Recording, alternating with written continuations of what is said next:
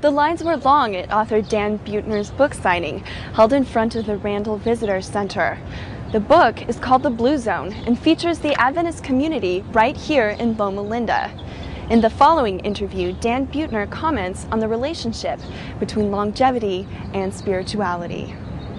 Now, the first I knew of your work was when I read the article in the National Geographic, when was it? November of 2005? Yes. And you were reporting on the findings on the 4 cultures of longevity that you found throughout the world, and Loma Linda was one of those. Yes. What we found in all 4 blue zones were people who have a strong sense of purpose and who can articulate it. They're living, I think, significantly longer. We've been able to correlate religiosity with longevity. In other words, if you go to church or temple or mosque 4 times a month, you're among a population that lives 3 to 4 years longer than people who don't go to church. So pills don't work, but church going does, and that's been, that is interesting. I'm not particularly religious myself, but you can't ignore the data, so to speak. What we have here is a religious community, and aside from what you have, or already, in addition to what you've already said, how does the religious community prolong life?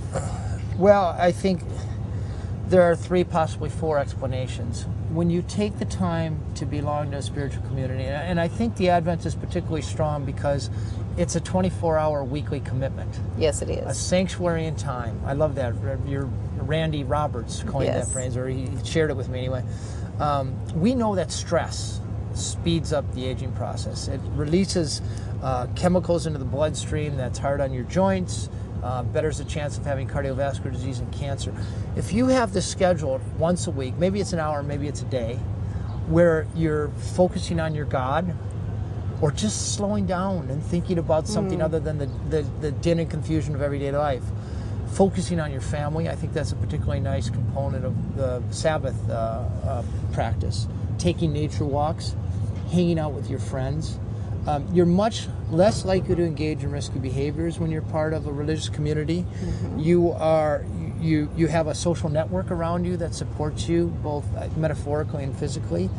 And I think if you asked an Adventist if he or she prays for health, God will grant it. I mean, I think there's a certain power in that belief. It just all adds up to, a significant bump in life expectancy and probably a higher quality of life. Well, I hope many, many people get to read this book because obviously it's very important to us. Thank you so much for coming and talking with us today. I salute your work, and I salute the lifestyle that the Adventists provide the rest of us to emulate. So thank you. We hope you'll come back lots of times to Loma Linda. I'd love to.